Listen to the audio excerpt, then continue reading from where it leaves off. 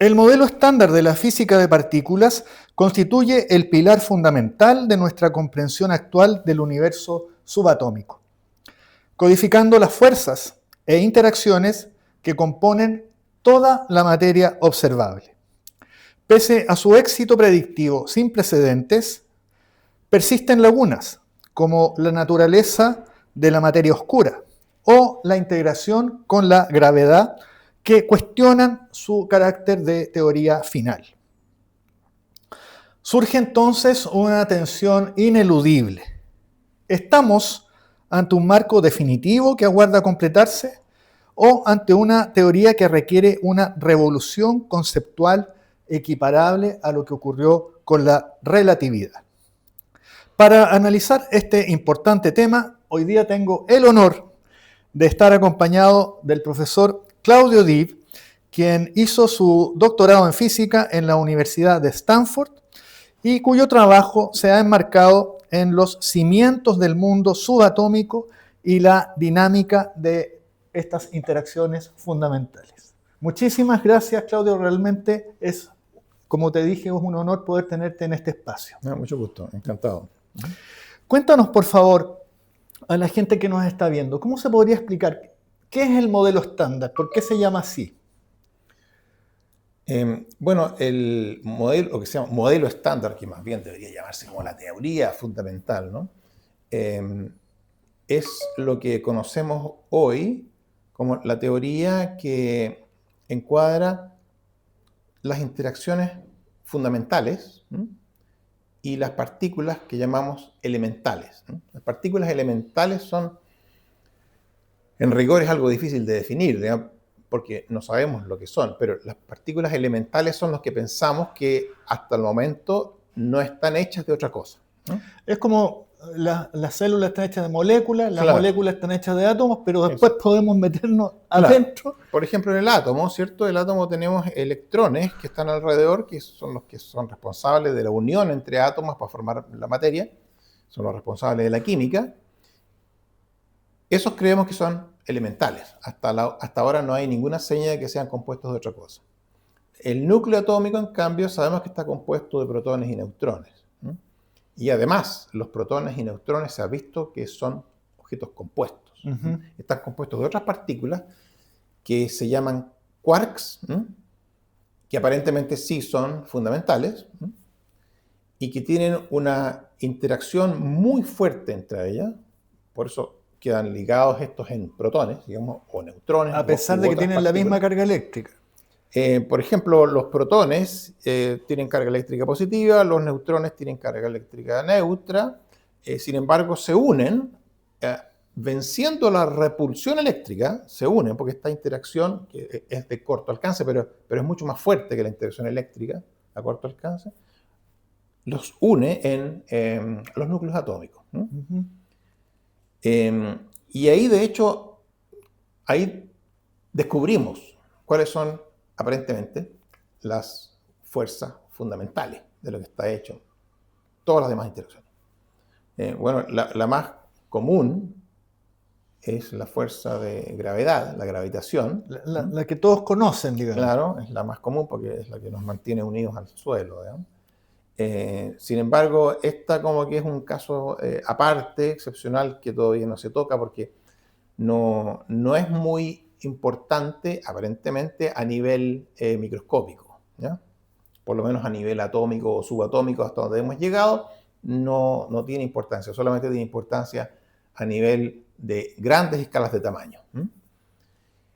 Las interacciones entonces fundamentales que nos quedan son la interacción eléctrica, que es la que perciben las partículas que tienen carga eléctrica, y dos interacciones que son de origen ya nuclear, que son la interacción fuerte, que es la que mantiene unidos a estos quarks formando partículas compuestas como el protón o el neutrón, que se les llama en forma genérica hadrones, a todas estas partículas formadas por quarks.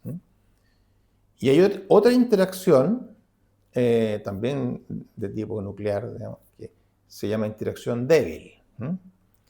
Interacción fuerte e interacción débil, parecen nombres medio simples, pero la interacción fuerte es la que une a estas partículas, digamos, elementales que se llaman quarks, formando hadrones, y la interacción débil es una interacción muy interesante porque es una interacción que se sale un poco del cuadro normal que respeta todas las simetrías que conocemos. Ya. La interacción débil es la responsable de que un tipo de partícula cambie en otro tipo de partícula. Ujú. Y en este cuadro, entonces, uno separa con estas tres interacciones, la interacción eléctrica, fuerte y débil. La fuerte genera una separación clara entre aquellas partículas que sienten la interacción fuerte y las que no. Ujú. ¿Mm? Las que sienten la interacción fuerte ya las llamamos quarks. ¿Mm? Y los quarks, debido a la interacción que es tan fuerte, nunca existen volando por el espacio en forma libre, solamente aparecen ligados en estas partículas que se llaman hadrones. ¿Siempre de A3 o también pueden No, estar? los que conocemos, los típicos, son de 3 Ya. o de 2, o sea, un quark y un Ya. antiquark. ¿Ya? En principio podrían haber estructuras con otro número de quarks y eso se estudia en los grandes aceleradores y se han descubierto algunas estructuras. Ya. Pero de lo que es más común son estas partículas de 3 quarks o un quark y un antiquark, Perfecto. que reciben nombre también. Las de 3 quarks se llaman bariones y las de 2, o sea, un quark y un antiquark, se llaman mesones. Eso tiene que ver un poco, y disculpa que te interrumpa, pero me gustaría explicarle que le expliques a la audiencia cuál es la diferencia entre la materia y la antimateria. Pero vamos a llegar ahí. Perfecto. Ahora, hay otras partículas que no sienten la interacción fuerte. ¿Ya? O sea, la interacción fuerte es tan importante que me separa dos tipos de partículas. Las Claro. que sienten, que se llaman quarks, y las que no sienten la interacción fuerte, que tienen el nombre genérico de leptones. Ya. Leptones, que viene de la palabra lepto, significa liviano, porque el leptón más común y el primero en ser conocido es el electrón, que es más liviano que los otros. Eso es todo. Ahora, además, por cada partícula hay una antipartícula. Y esto viene, curiosamente, fue descubierto en forma teórica primero. Claro. Porque la teoría cuántica relativista, la que unía la relatividad con la teoría cuántica, este es un trabajo hecho por Dirac. Descubrió que para ser consistente esto aparecía algo que tenía que ver como con partículas con energía negativa, en fin, y al final en realidad la formulación correcta o la interpretación correcta es que son partículas que tienen las mismas masas que sus compañeras, pero que tienen cargas opuestas. Esas son las antipartículas. Y cuando se acerca una partícula con una antipartícula, se atraen y se aniquilan. Se aniquilan. Se aniquilan, Es como se aniquilan en cosas neutras, que típicamente es radiación, o sea, fotones. ¿Ya? Por eso en la ciencia ficción se dice que ese es como el combustible perfecto, porque no tiene pérdida.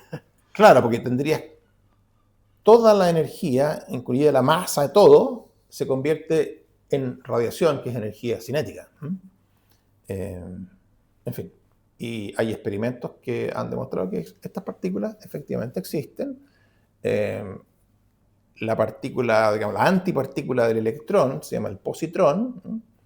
El positrón incluso hoy día es usado en tecnologías. Por ejemplo, hay equipos de imagen médica basados en la aniquilación de los positrones con los electrones, PET, Positron Emission Tomography. Ya.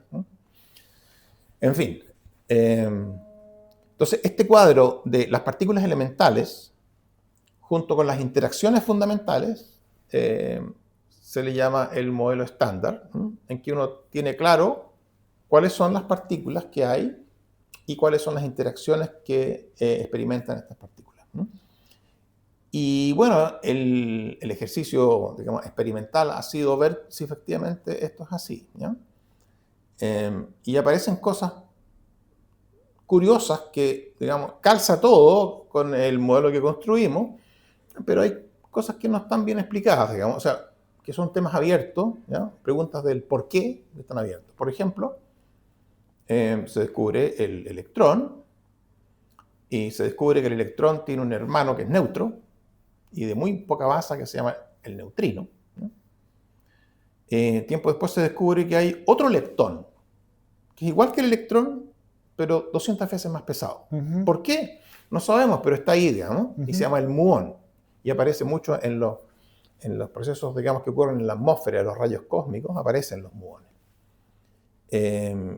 Y tiempo después se descubre que hay un neutrino hermano del muón, que no es igual al neutrino hermano del electrón. Claro. Entonces, como que tenemos un par, y después tenemos otro par, que es como parecido al otro, pero no igual. Y cuando uno va al mundo de los quarks,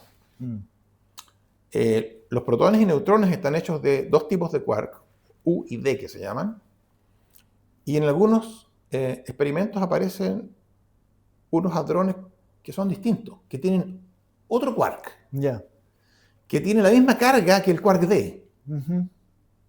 El U tiene carga 2/3 de la carga del protón y el D menos 1/3. Y aparece otro quark que tiene carga menos 1/3.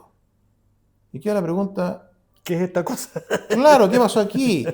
Y no habrá, así como este tiene un compañero con carga 2/3, habrá otro con compañero 2/3. Y de hecho se postula que eso podría ser así, y si fuera así, hay cierto tipo de interacciones neutras, ¿ya? De interacciones débiles, neutras, que tendrían ciertas características muy especiales, que esas, las interacciones neutras no cambian el tipo de partícula. Mientras que las interacciones cargadas sí. O sea, uno puede tener una interacción en que un quark U cambia a un quark D, o un D a un U. Pero la interacción neutra no cambia el U a otra cosa neutra, ¿ya? O otra cosa de la misma carga. Entonces se postula esto y se dan cuenta que efectivamente, si existiera un hermano del S, que es el de carga menos 1/3, que tuviera carga 2/3, que le pusieron C, charm, el encanto. El S es por strange, porque como pareció eso, qué extraño esto, entonces pusieron el quark extraño. Y los otros son up y down, ¿verdad? Up y down. O sea, digamos que no tenían mucha imaginación, ¿no? Porque los ordenaron uno arriba del otro. El de carga positiva, o sea, le pusieron arriba y el otro negativo abajo y pusieron up, down. Y resulta que aparece este otro strange que está al lado de abajo acá. Y para evitar que aparezcan estas corrientes neutras que cambien un quark en otro,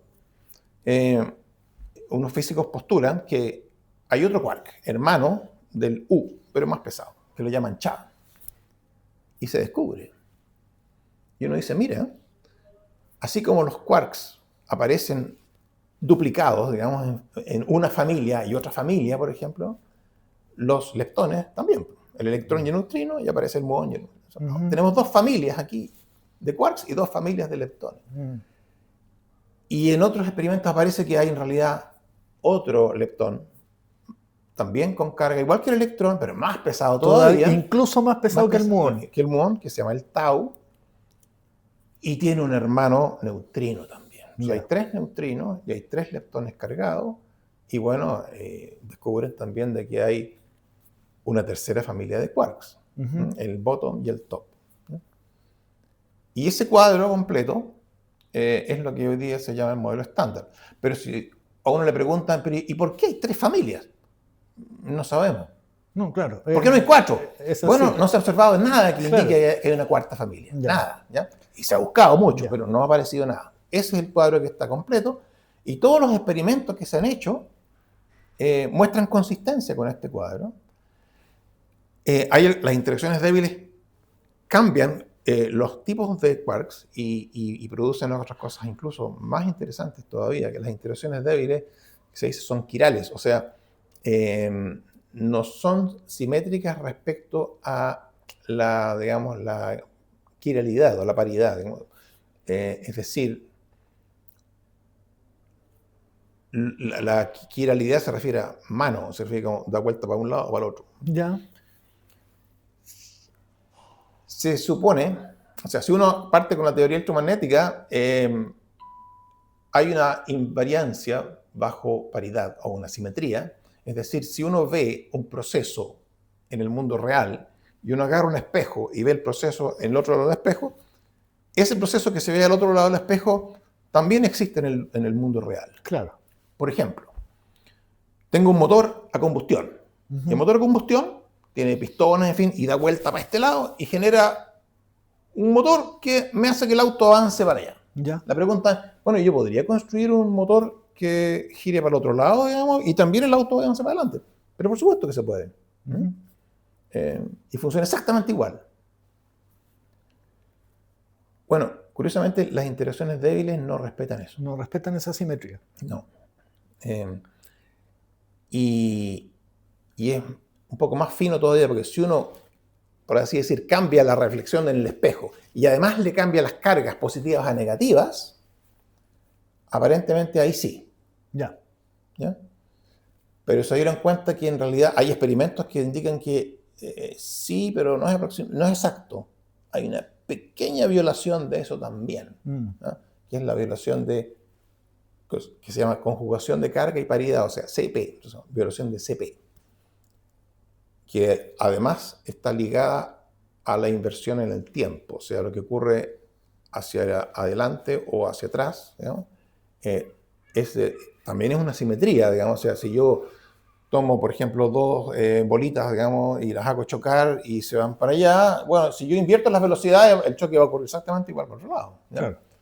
Claro. Bueno, el hecho de que CP no sea una buena simetría significa que esta reflexión en el tiempo tampoco es una buena simetría. Ya. Y eso es inherente en el modelo estándar y todo calza con que, todos los experimentos calzan con que eso es así, ¿ya? Y aparece ahí un tema interesante, porque si esta paridad de partícula y antipartícula está rota, entonces uno diría, entonces es natural que el universo no sea simétrico en partículas y antipartículas.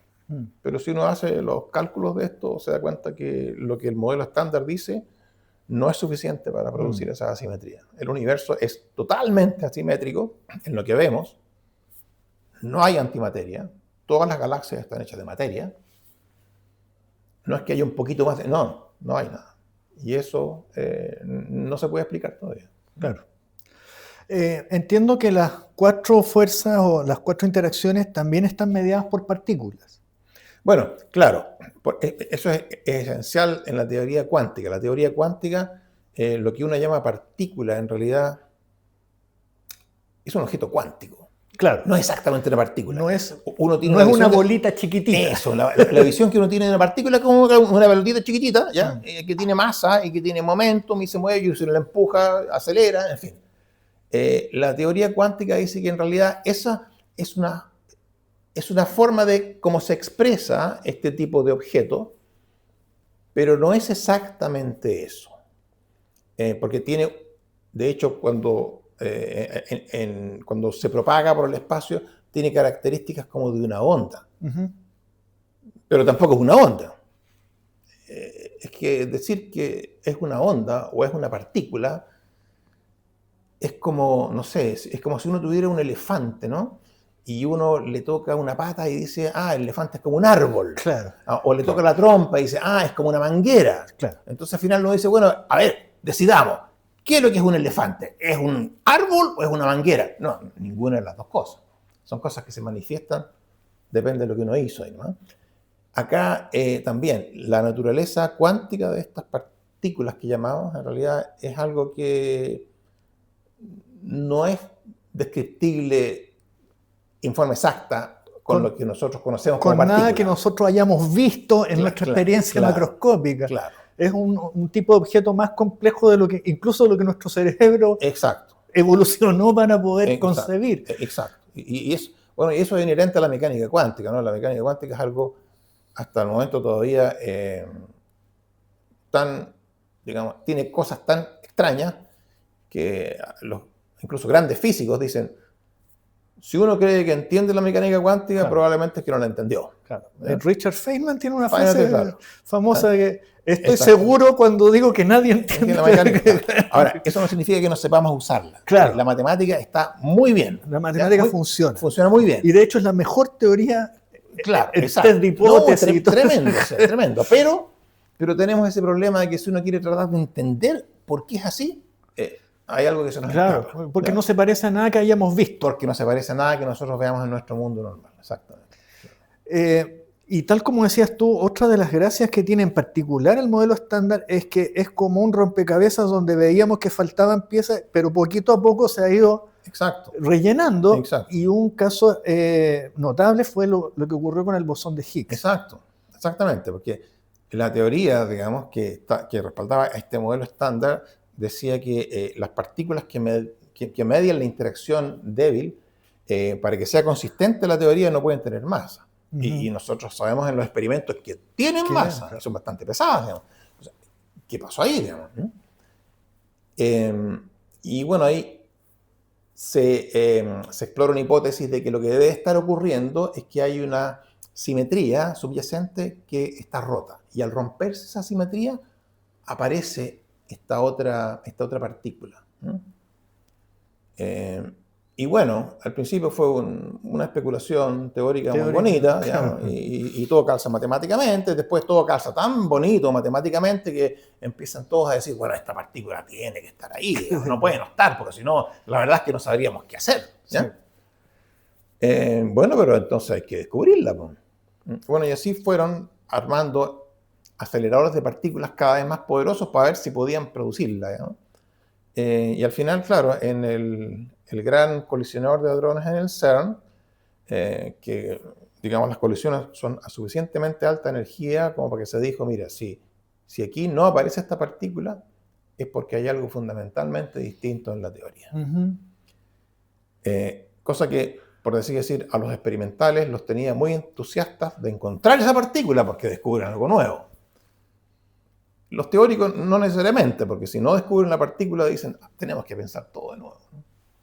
En cambio, si la descubren, van a decir, ahí está, claro. ¿Y ahora qué? Bueno, y eso fue lo que pasó. Descubrieron el bosón de Higgs, ahí está, en un rango de masas que incluso se podía pensar que podía ser eso. Y ahora entonces seguramente vamos a descubrir nuevas cosas y no se ha descubierto ninguna cosa fundamentalmente distinta. Pero entiendo que en los últimos años, y justamente después de ese descubrimiento, han empezado a aparecer algunas inconsistencias. Siempre hay. Ya. Siempre hay, y claro, uno mide y sale con que el valor que le da a esto difiere del valor teórico en un cierto error, digamos, que es más grande del esperado. Entonces uno dice, aquí tiene que haber algo raro. Tiene que haber alguna influencia de algo que está subyacente, que no lo sabemos, entonces hay que explorar esto porque nos permite descubrir algo nuevo. Hasta el momento no hemos descubierto algo nuevo, primero que nada, y segundo, estas discrepancias, normalmente se han ido achicando. Ya. Y a veces se debe porque el experimento es muy complicado, o a veces se debe porque el cálculo es muy complicado.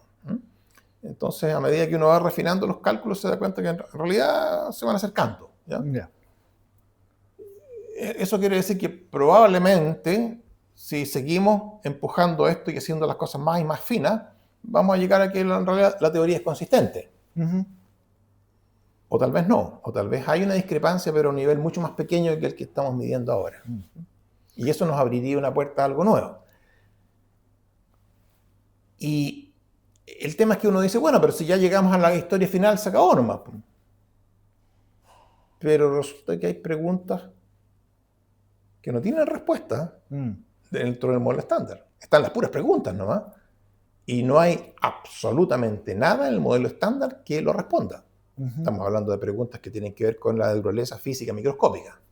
Por ejemplo, la naturaleza de la materia oscura. La materia oscura es algo que se descubre, digamos, en astronomía, que hay más materia que la que uno ve. Y uno dice, bueno, podría ser materia que no se ve nomás, porque no brilla. Porque lo que brillan son las estrellas, y a lo mejor hay polvo u otros objetos estelares que están ahí, digamos. Sí, pero no es consistente con eso lo que se observa. O sea, no es que sea materia negra, sino que sencillamente no interactúa con... Aparentemente, claro, tiene una interacción muy distinta, distinta a lo que conocemos, porque, bueno, si fuera polvo, no, el polvo es iluminado y va a notarse. ¿Ya? Si fueran objetos digamos, muy, muy densos, ya muy, de modo que sean pequeños, pero muy, muy densos, a lo mejor podríamos no verlos. Pero igual, la pregunta es, ¿de qué podría estar hecho esto, ¿no? Entonces, ¿qué tipo de partícula puede, si es que una partícula, qué tipo de partícula puede ser? Y no hay nada en el modelo estándar que calce con una partícula que componga la materia oscura. ¿Y los neutrinos pueden ser parte de la explicación? Bueno, los neutrinos claramente forman materia oscura porque no se van a ver, ¿ya? Y se forman en el Big Bang, digamos, y de hecho hay una gigantesca cantidad de neutrinos por todas partes, digamos, que según la expansión del universo deberían ser partículas que se mueven a velocidades relativistas, digamos, muy grandes, pero no da para que formen lo que uno espera que sea la materia oscura. Si los neutrinos fueran toda la materia oscura, el universo no sería como se ve. De hecho, la materia oscura, de hecho, y eso es otra cosa muy importante, que además de verlo a nivel, digamos, astronómico, a nivel de cosmología, o sea, de la teoría de la expansión del universo, también se necesita materia oscura, es fundamental. Nosotros sabemos, por ejemplo, que en la historia del universo, más o menos a los 400.000 años, la luz se desacopla de la materia, es decir, empieza a viajar libremente, en vez de estar chocando dentro, de modo que uno puede ver esa radiación. Se llama radiación cósmica de fondo, ¿no? Que en el fondo es como decir, es luz que me llega desde ese momento. Entonces, si yo veo esa luz, yo puedo ver cómo es la materia que hay, cómo está distribuida.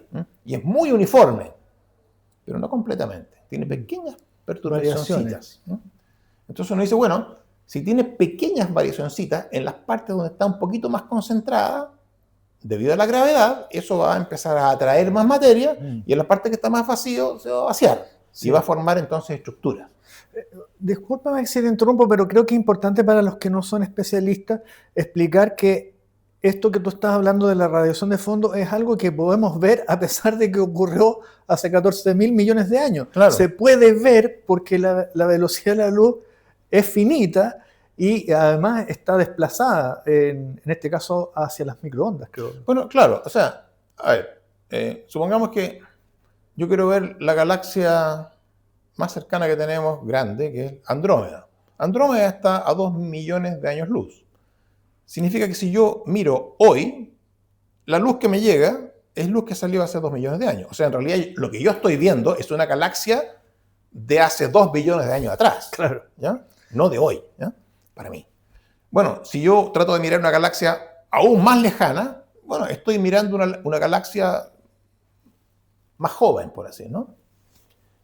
La luz más antigua que me puede llegar es esta luz que llega del fondo cósmico, que se llama, que tiene, como dices tú, efectivamente tiene longitudes de onda de microondas, digamos, a pesar de que en su momento era una sopa térmica muy caliente, claro, pero como el universo se expande, esto se enfría, entonces hoy día equivale a la radiación que tendría un cuerpo a como 3 Kelvin.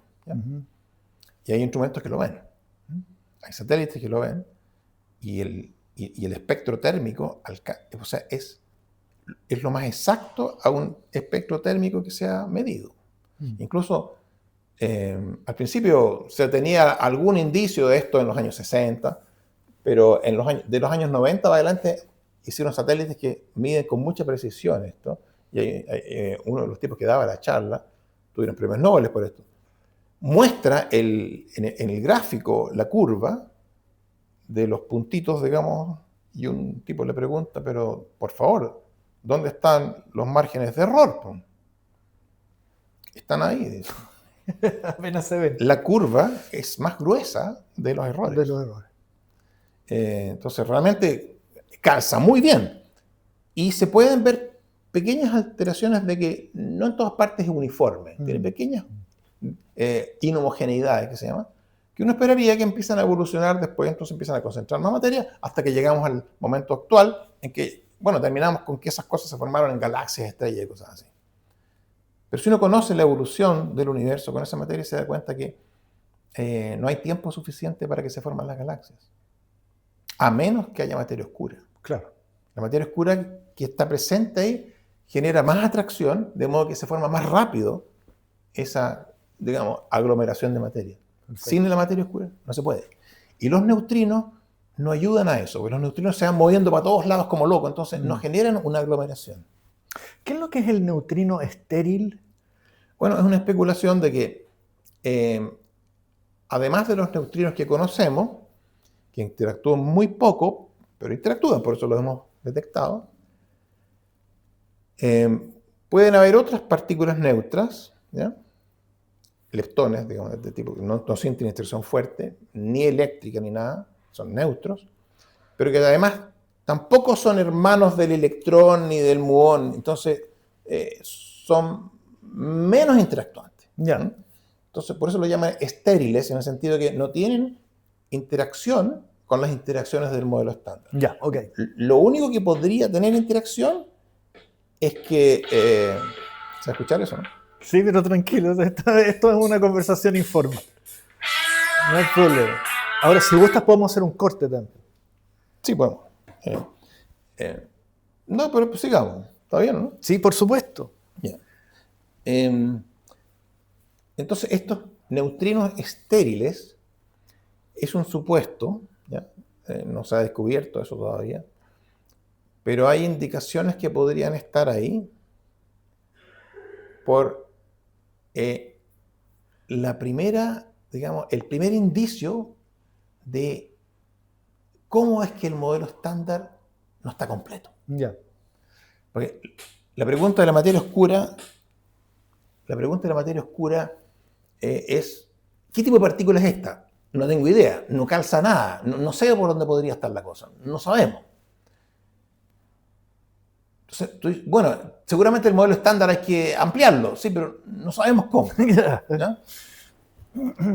Bueno, en los años 2000 se confirmó algo, que es que los neutrinos, estos tres tipos de neutrinos, en realidad, que se suponía que no tenían masa, se descubrió que en realidad van cambiando de uno a otro, o sea, lo que se llama oscilan. ¿Ya? Cuando uno produce un neutrino hermano del electrón, ¿Ya? y se propaga por el espacio, si uno trata de medirlo suficientemente lejos, se va a encontrar con que el neutrino cambió a un neutrino del hermano del muón, por ejemplo, cosas así. ¿Ya? ¿Qué cosa más rara? Eso se llama oscilaciones de neutrinos. Ya. Y se descubrió por primera vez por neutrinos que venían del Sol. Porque el Sol solamente emite neutrinos electrónicos, Ya. hermanos del electrón. Y trataron de detectarlos en Tierra y se dieron cuenta que llegaba como un tercio del número esperado. ¿Ya? ¿Qué pasó? Entonces, una de las posibilidades es que estos neutrinos empiecen a oscilar espontáneamente. En los otros tipos de neutrinos que no los detectamos, entonces pasan de largo. Bueno, hay muchos de otros experimentos que se han hecho, en Tierra también, que demuestran que efectivamente los neutrinos van oscilando de uno en otro, y eso significa que tienen masas, aunque muy pequeñas, pero no son cero. Y eso cambia toda la figura, porque el modelo estándar dice que tienen masa cero. Claro. Entonces la pregunta es, bueno, ¿cómo modificamos el modelo estándar Sí. para que estos neutrinos tengan masa?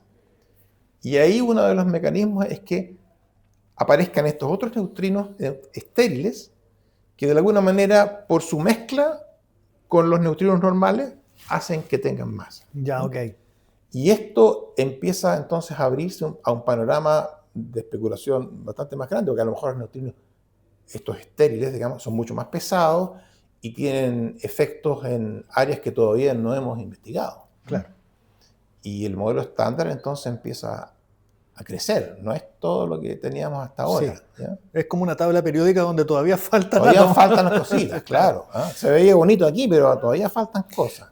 Y eso podría, por ejemplo, empezar a darnos apertura a que hubieran otras partículas, entre ellas materia oscura y cosas así. Y hay modelos que tratan de hacer eso, pero todavía es especulativo.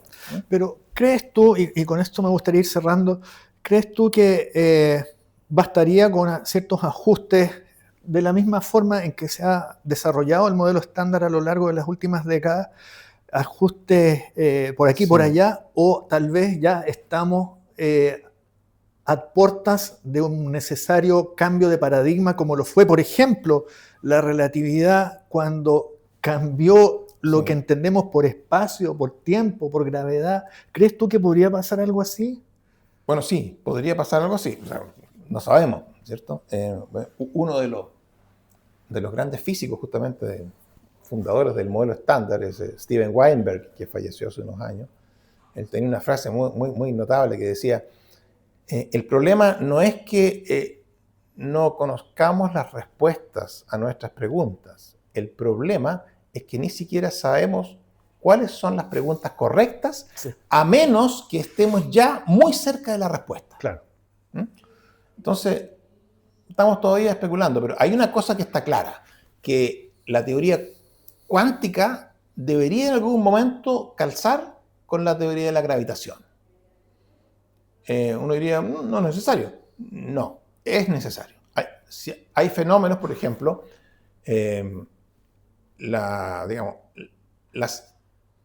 esto típicamente, estas cosas raras aparecen cuando uno en sus cálculos, en su teoría, aparecen cosas que son infinitas. ¿Ya? Singularidades. Singularidades. Cuando aparecen singularidades, dicen, aquí lo que pasa es que no es que haya una singularidad, lo que pasa es que en el límite de mi teoría ya no puedo explicar. Claro. ¿Ya? Y hay cosas así, por ejemplo, si uno tiene un agujero negro que debería empezar a evaporarse, muy lento, sí, pero si es pequeñito se evapora más rápido. Y más rápido, más rápido, más rápido, hasta que se evapora completamente. Bueno, los últimos pasos de evaporación del agujero negro no podemos entenderlos mientras no conozcamos cómo es la teoría cuántica con la gravedad. ¿Ya?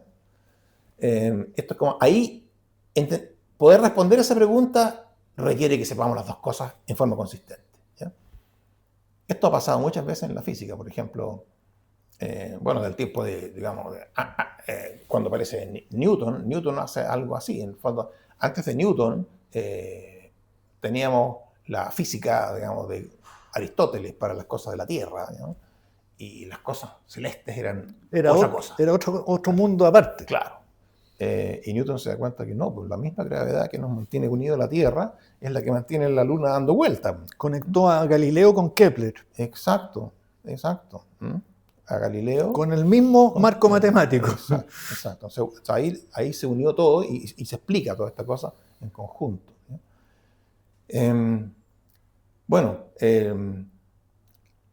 La explicación, ¿cierto?, de la materia a nivel atómica, la mecánica cuántica es la que generó ese enlace. Y nos falta todavía cómo unir la gravitación con la teoría cuántica. Claro, el santo grial. Claro. Bueno, Claudio, te quiero agradecer muchísimo por tu disposición, por tu tiempo, por tu amabilidad. Y te quiero dejar invitado para que en otra oportunidad conversemos acerca de una noticia que está en la prensa, que es la incorporación de Chile al CERN y el rol que ha jugado el CCTVAL en eso. Así que... sí, claro, podemos hablar de eso. Sí, encantado. Bueno, y muchas gracias. Me despido entonces por hoy y ya nos estaremos viendo en otro capítulo de Diálogos Eléctricos. Muchas gracias, Claudio. Encantado.